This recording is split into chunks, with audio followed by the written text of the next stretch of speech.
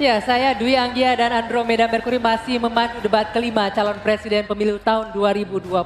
Andro, ini sesi adalah yang paling ditunggu-tunggu, Andro.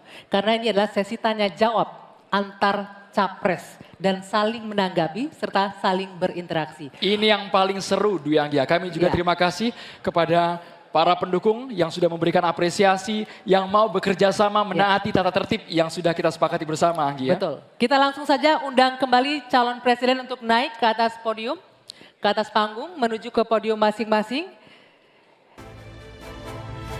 Ya. Kami ingatkan bagi calon presiden, pertanyaan harus sesuai dengan tema pendidikan, kesehatan, ketenaga kerjaan, kebudayaan, teknologi informasi, kesejahteraan sosial dan inklusi. Dan kami mohon jika ada singkatan atau terminologi asing harus dijelaskan terlebih dahulu. Baik, langsung saja kesempatan pertama untuk segmen ini akan kita berikan langsung capres nomor urut 2, Bapak Prabowo Subianto untuk bertanya ke capres nomor urut 3, Bapak Ganjar Pranowo. Bapak, waktunya 1 menit dimulai dari Anda berbicara, silakan. Pak Ganjar, kita mengetahui masalah yang sangat penting dihadapi bangsa kita adalah bahwa banyak sekali anak-anak kita yang kurang gizi, stunting.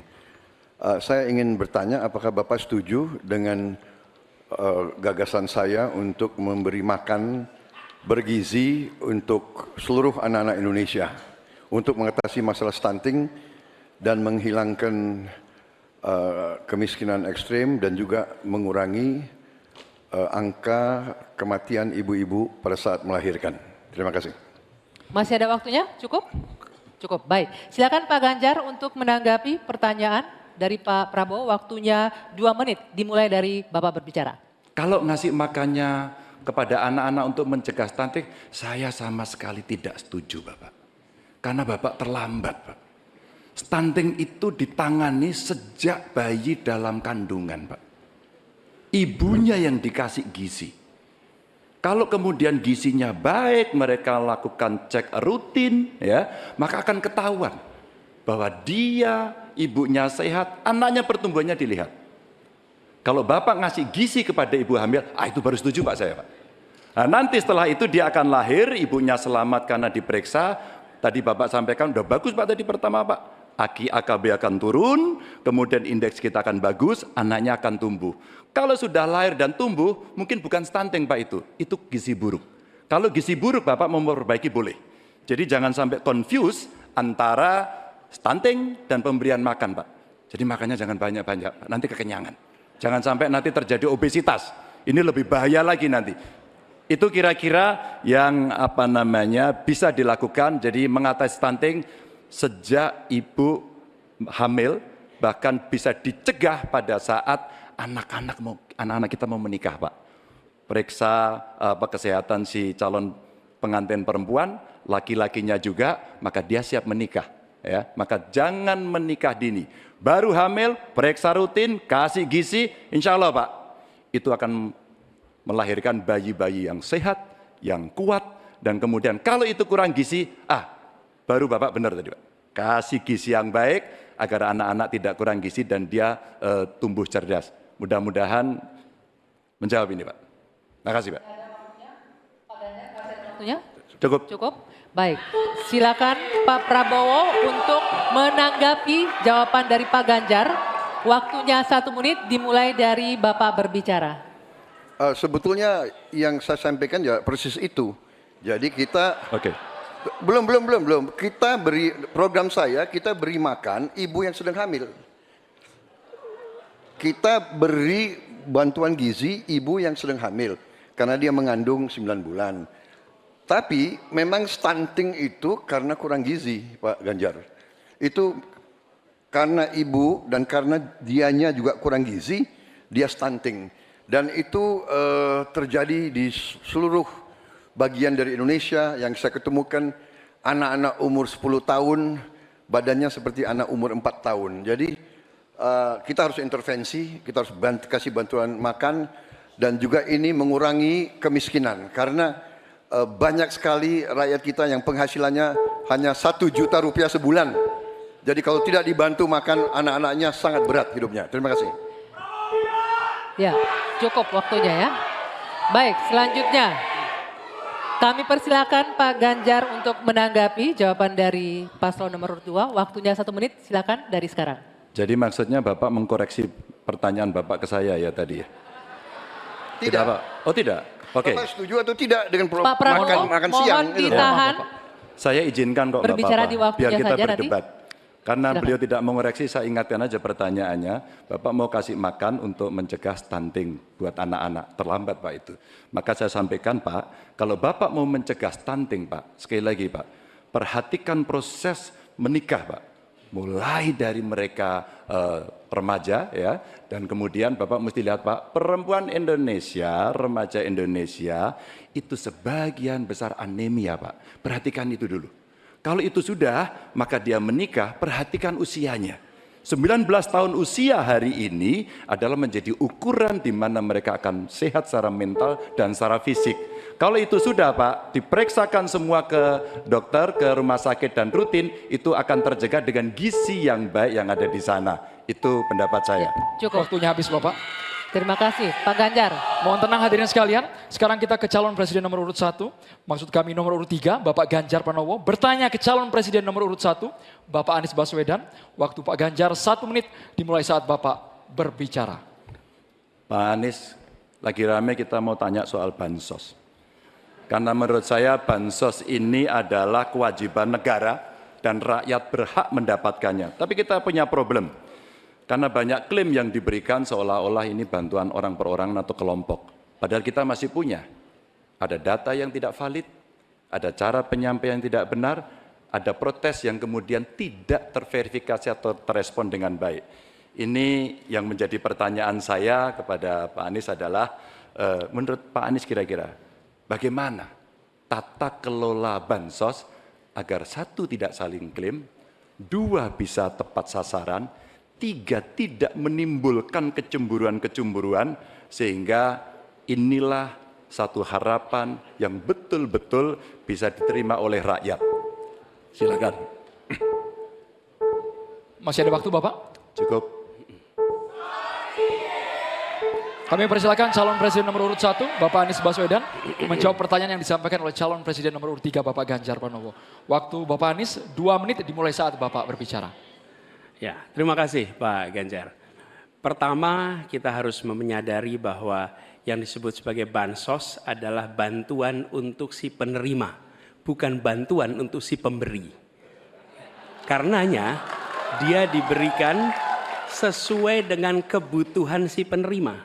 Kalau penerimanya membutuhkan bulan ini, ya diberi bulan ini. Kalau dibutuhkannya 3 bulan lagi, ya 3 bulan lagi. Tidak usah dirapel semuanya. Oke? Dijadikan sebagai sesuai kebutuhan. Yang nomor 1 yang itulah yang disebut sebagai bansos tanpa pamrih. Kemudian yang kedua, pemberian bansos ini harus tepat sasaran. Artinya diberikan melalui pendataan yang baik, informasi data itu harus akurat, dan mekanisme pemberiannya melalui jalur birokrasi. Bukan dibagikan di pinggir jalan, tapi dibagikan langsung di lokasi menggunakan siapa jalur birokrasi. Kemudian yang ketiga, yang tidak kalah penting, ketika kita berbicara tentang bansos ini, harus bansos itu bisa dipastikan mereka yang miskin, prasejahtera itu termasuk di dalamnya. Jangan sampai mereka terlewatkan. Karena itu kami menyusun, ini sebagai bagian dari perubahan, adalah bansos plus. Angkanya ditingkatkan, yang belum masuk masih miskin dimasukkan dan diberikan bekal pelatihan, pendampingan supaya mereka pelan-pelan bisa mandiri dan hidup lebih sejahtera.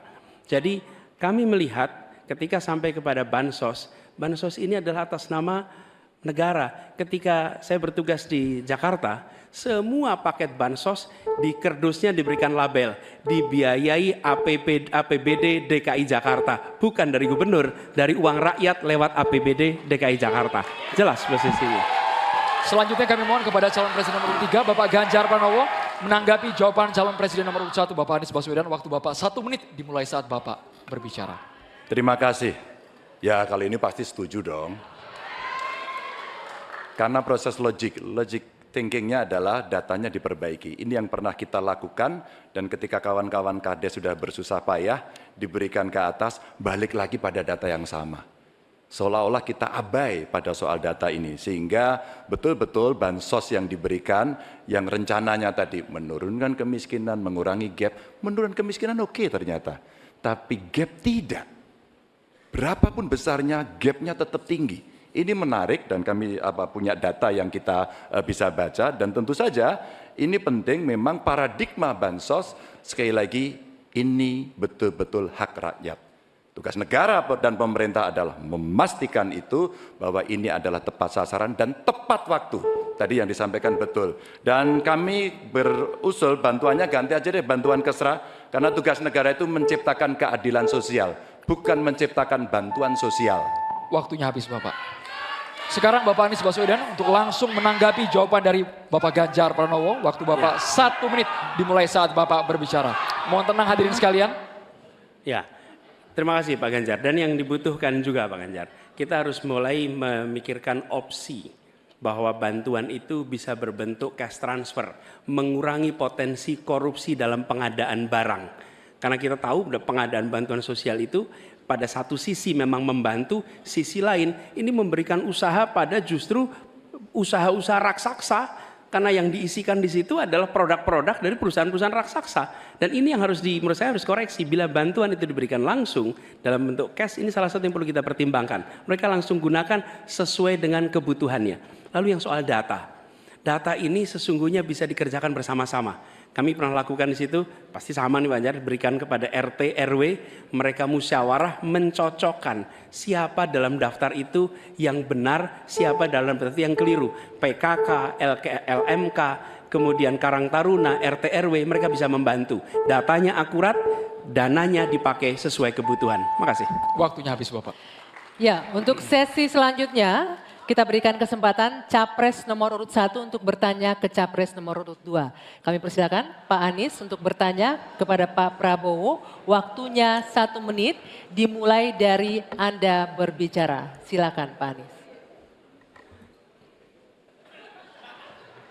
Baik, Pak Prabowo yang saya hormati, gagasan yang Bapak bawa dan Bapak gaungkan adalah keberlanjutan.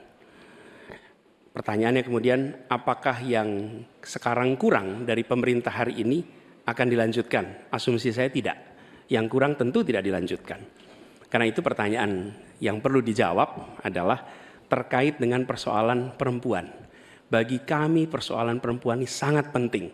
Dan karena tadi tidak ditanyakan di dalam dialog tadi, maka saya merasa perlu untuk mengangkat tema ini untuk memberikan kepada kita yang nantinya berada di puncak kepemimpinan nasional, memberikan perhatian yang serius pada persoalan perempuan.